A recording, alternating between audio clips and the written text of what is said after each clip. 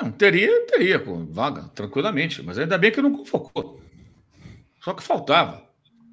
Que se dane a seleção brasileira. Tem que pensar no Flamengo. Futebol é clube, rapaz. Seleção, Copa América, estou andando para isso. Seleção, para mim, é dever de ofício. Amanhã eu estou lá na Jovem Pan, 1h, meia-noite, 1h, comentando lá no programa depois de Brasil e Colômbia, porque é dever de ofício, é trabalho. Quarta de manhã eu estou no Posse de Bola no UOL para falar de Brasil e Colômbia, dever de ofício. E se eu não estivesse trabalhando, eu assistiria porque eu sou um cara do futebol. Se eu estivesse trabalhando em outra área do jornalismo, eu assistiria porque eu sou um cara do futebol, eu vejo jogo de futebol. Agora, a prioridade é clube. É o Flamengo, é o Palmeiras, é o São Paulo, é o Vasco, não é seleção. Então, se a CBF não consegue criar um calendário organizado, ainda bem que não levou o Pedro. Só que faltava levar o Pedro para esculachar mais ainda o Flamengo, que perdeu 5 jogadores convocados por seleções de outros países que não tem nada com isso.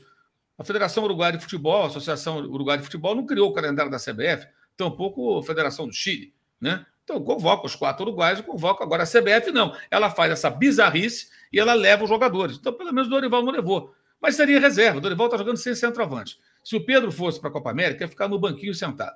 Que nem o Gustavo Gomes do Palmeiras ficou no banco lá. Os caras lá que fizeram aquelas atrapalhadas no jogo do Brasil, lá, os paraguaios lá. O Gustavo não jogou. Foi passear nos Estados Unidos e está voltando agora para jogar pelo Palmeiras. Mas que se dane a seleção. O importante é o Flamengo, o importante são os times de futebol. Isso é o Inter. Também sem 3 jogadores importantes, 2 atacantes, sem o seu goleiro.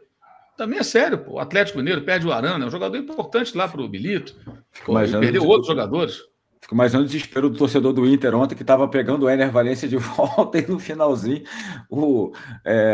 teve aquele pênalti, né, que se ia dado, aí o Éner Valencia voltaria, mas aí foi anulado. O Inter segue sem o Éner Valencia aí, né? Vai jogar contra a Argentina, provável que volte agora, né? Nos próximos dias. Mas eu acho que seleção é secundário. Eu sempre pensei assim. Entendeu? Seleção é secundária. Futebol, para mim, é clube em primeiro lugar. Se tem o território de cada um preservado, olha, agora é jogo de seleção para o campeonato, okay. Ou como eu já sugeri há anos, faz o campeonato estadual nas datas FIFA.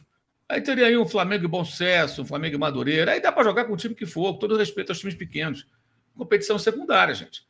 Aí vai rolando, vai jogando aí, não tem problema nenhum, tudo bem. Agora, jogar o principal campeonato do país, bola rolando durante um período de seleção com desfalques, não tem cabimento, isso não existe. Isso é uma maluquice. Aí vamos discutir agora por que o Pedro não foi chamado. O Pedro é um centroavante padrão europeu jogando no Brasil.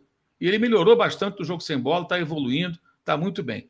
E uma coisa que é importante dizer também, porque agora eu estou vendo gente que é Gabizete na rede social, meio que dando umas porradas no Pedro, porque o Gabigol, não sei o quê. Realmente o Pedro teve um momento que ele parecia muito mimado, né? Um certo mimimi, não quis aquecer, aí tomou um soco na cara, e isso acabou ofuscando, obviamente, o erro que ele cometeu.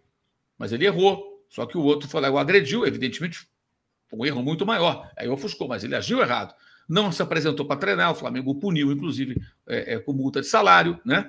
Então o Pedro também teve seus momentos ruins, mas nada comparável ao Gabriel. Vamos com calma. E ele foi criticado. E a gente teceu o cacete aqui quando ele fez isso. Criticou muito. Falei várias vezes, está muito mimado e tal. Agora está se preparando jogar. Se a religião dele, se ele fica lá falando aquelas coisas, não interessa, é problema dele. O negócio é entrar em campo e fazer a parte dele. Está jogando muito bem, evoluiu muito.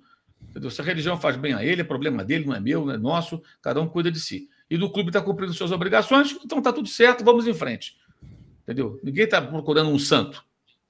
Procurando um centroavante, um bom jogador. Ele é um jogador de padrão europeu. Eu acho, sei que o André pensa, que se a Fiorentina tivesse paciência, ele estaria hoje direto na Europa. Para lembrar, ele jogou 4 partidas pela Fiorentina, se machucou. Ele era reserva do Vlahovic. O Vlahovic, que não fazia gols, também tinha números baixíssimos. Eles insistiram com o Sérvio, de repente o cara desembestou a fazer gol. Aí virou estrela do futebol italiano, foi contratado pela Juventus, 70 milhões de euros e tal, foi embora. Aí emprestaram o jogador para o Flamengo. E fixaram em 14 milhões de euros a multa rescisória. O Pedro foi bem aqui pelo Flamengo emprestado. Aí quando a Fiorentina viu que ele já tinha se valorizado, já não queria mais fazer o negócio por essas cifras, mas era tarde demais, o Flamengo foi lá e falou, eu pago aqui e acabou, de acordo com o que está programado. Estava tudo certinho, o parcelamento, quantas vezes e tal. O Flamengo falou, eu vou exercer o direito de compra. E foi um bom negócio. Entre erros e acertos, os caras de vez em quando dão certo. Essa foi uma ótima negociação, muito bem costurada.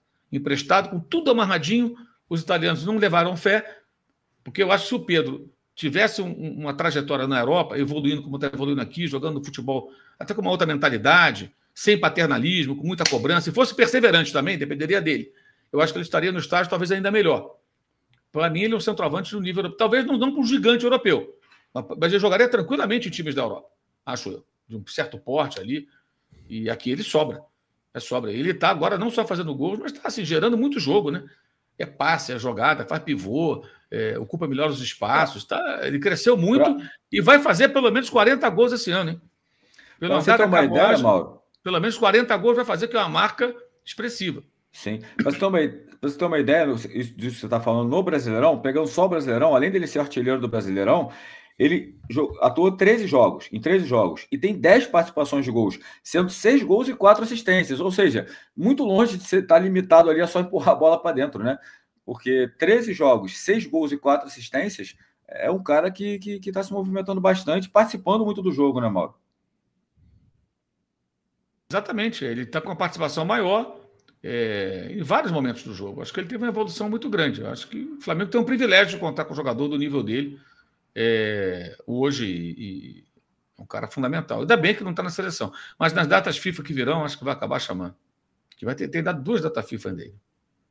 Aí vai ficar complicado. O André, eu vou querer saber a opinião do Mauro também, mas vou começar por você. Posso contar um bastidor nosso, André, aqui da S1? Ontem, durante o jogo, o Pedro faz o gol, né? E vai comemorar. Eu achei até bacana. Ele faz assim, ó, para a torcida, ó. Escudo do Flamengo, vai lá e beija. Vamos mostrar? Bota aí, produção.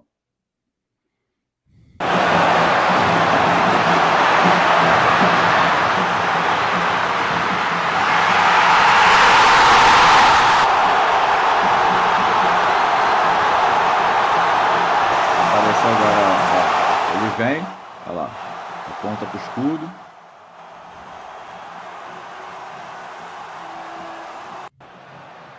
E a gente nos bastidores, né, a gente ficou se perguntando, será que também não tem um recado aí nessa comemoração de apontar o escudo de tudo que está acontecendo ali no Flamengo e falar, cara, é isso aqui que interessa, eu amo o Flamengo, ir lá e beijar, o que você achou? E pode responder ao Mauro também, né, se você acha que o Pedro, de repente, teria nível aí de estar na Europa.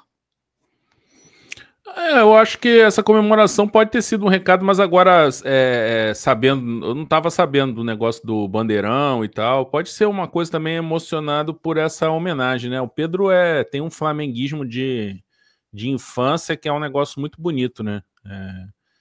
Em termos de desempenho, ele realmente, agora ele está fazendo o que o São Paulo pediu para ele fazer. Só que o Tite tem um poder maior de convencimento, né, cara? Porra, o Tite te vende um Monza 87, porra. Com aquele jeito dele, com aquele jeitão dele, ele é o cara, né, para falar com o jogador e tal. Você vê quando falaram pro Felipe Luiz, né, o técnico ideal, quando ele falava a parte tática, aí ele pensava um pouco, não, é o Jorge Jesus e tal. Mas quando falou gestão de pessoas, ele Tite. Então, porra, né, o cara é o cara nesse tipo de situação lá, daquele jeitão dele que a gente acha esquisito, mas o jogador gosta. E o Pedro, porra, incorporou isso e tá com uma entrega total e tá evoluindo pra caramba. Agora, a única coisa que eu questiono, eu acho que isso tem que mudar um pouco no Brasil, cara. As coisas mudam. Parar com essa porra de que o único elogio pra jogador é essa porra de que tem que ser convocado pra seleção. Não sabe elogiar o jogador de outro jeito. Ah, o cara tá... Pô, é muito bom jogador. Alô, Dorival, alô, Tite, olha, seleção. Então, cara, não. Fala lá, fala que ele tá bem, fala que ele tá fazendo pivô, fala que ele tá fazendo gol, que ele tá se movimentando. Bota conteúdo nisso aí, em vez de só falar que o cara tem que ir pra seleção. Torcedor tá cagando pra seleção, ainda mais o do Flamengo. Ele não quer saber disso. Então, esse elogio não tá dizendo nada pro torcedor do Flamengo. O jogo tá acontecendo ali, o torcedor do Flamengo tá vendo o jogo. O do Cruzeiro também, tudo bem. Mas na hora de falar, não tem que falar que tem que ir pra seleção. Tem que falar, porra, tá contribuindo, marcando muitos gols. Sabe por quê? Porque quando ele fala tem que ir pra seleção, parece que tipo assim, porra, tu tá torcendo contra. Tu quer ferrar meu time pra ter mais um jogador convocado na porra da data FIFA que o Flamengo vai jogar? Então é só isso que eu gostaria de falar sobre essa questão, sabe? Acabou isso, gente. Acabou. Acabou esse negócio de que se o jogador tá bem, a consequência natural é ir para a seleção e esse é o ápice do jogador. Não, o ápice do Pedro não é ir para a Copa do Mundo de 2022. O ápice do Pedro foi ser craque artilheiro da Libertadores e campeão. Isso que fica marcado. Ele ficar lá no banco, entrar contra a Croácia, bater cabeça lá e tal, e participar daquela eliminação, vão dizer, o Pedro foi para uma Copa do Mundo. Mas o que conta para a carreira dele, naquele ano de 2022, é craque, artilheiro e campeão da Libertadores. Ótimo desempenho por causa disso. É isso que importa. E não ele ter vestido a camisa da seleção, e não que ele vai vestir a camisa da seleção depois, porque é um problema para o Flamengo. Isso antigamente era uma solução, um enriquecimento, né, uma exaltação do clube e tal, olha a importância do jogador ser convocado e tal. Hoje isso aí não quer dizer mais nada e quer dizer problema para o clube porque perde jogador.